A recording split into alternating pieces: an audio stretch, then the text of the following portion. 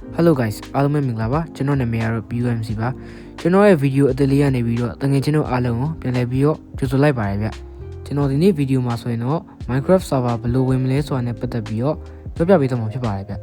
လူတော်တော်များများဝင်တတ်တယ်ဆိုရင်မဝင်တတ်တဲ့လူတွေအတွက်ကျွန်တော်ဒီဗီဒီယိုလေးကိုတင်ပေးလိုက်တာဖြစ်ပါတယ်ဗျကဲစိတ်ဝင်စားရတဲ့လို့ရှိရင်တော့ကျွန်တော်ရဲ့ channel လေးကို like and subscribe လုပ်ပြီးတော့ဗီဒီယိုလေးကိုစကြည့်လိုက်အောင်ဗျ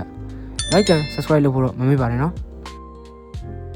server ကိုစောင့်ရမယ်ဆိုရင်တော့ server ရဲ့အဓိကအချက်ဖြစ်တဲ့ server address နဲ့ server port ကိုတင်သိထားဖို့လိုပါတယ်ဗျဒီအချက်နှစ်ချက်ကိုသိပြီးမှ server တစ်ခုကိုတကယ်ချင်းတော့ပြပြလဲလဲဝင်လို့ရမှာပါဗျ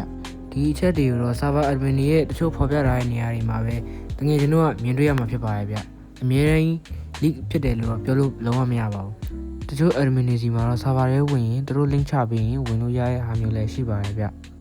ကဲကျွန်တော်အနေနဲ့ကျွန်တော် current ထောင်ထားတဲ့ server လေးလည်းရှိနေပါတယ်ဗျတကယ်ကျွန်တော်ကမြန်မာ server ကောင်းကောင်းလေးတွေကိုရှာနေရဆိုလို့ရှိရင်တော့ကျွန်တော်ခုချပေးရတဲ့ channel လေးကိုဝင်ပြီးတော့မှဒီ channel မှာဆိုလို့ရှိရင်တော့ကျွန်တော်ရဲ့ server link လေးတွေကိုချပေးထားပါတယ်ဗျအဲ့ဒါနေတစ်ဆင့်ဝင်လို့ရပါတယ်ဗျဗီဒီယိုလေးဆက်သွားလိုက်ရအောင်ဗျ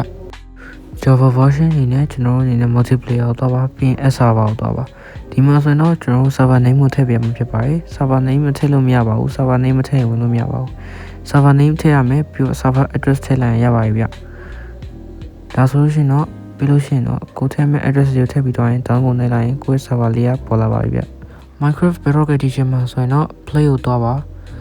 play ကိုသွားပြီးရင်အပေါ်တောင်းဆိုမှရှိတဲ့ server ကိုသွားပါ server ကိုသွားပြီးရင် S server ဆိုရဲဘယ်ဘက်တောင်းဆိုဟောင်းနေပါပြီးရင် server name မထည့်လို့မရပါဘူး server name ထည့်ရပါမယ် server port လည်းရှိပါရဲ့ဗျ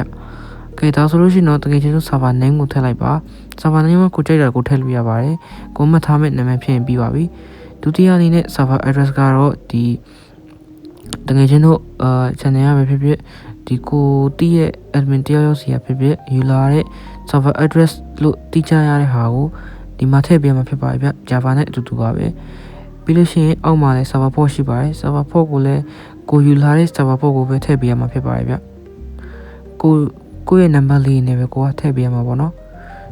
Java နဲ့ကျတော့ port မထည့်ရခြင်းပဲကွာပါတယ်ကျွန်တော်အကုန်တူတူပဲဗျ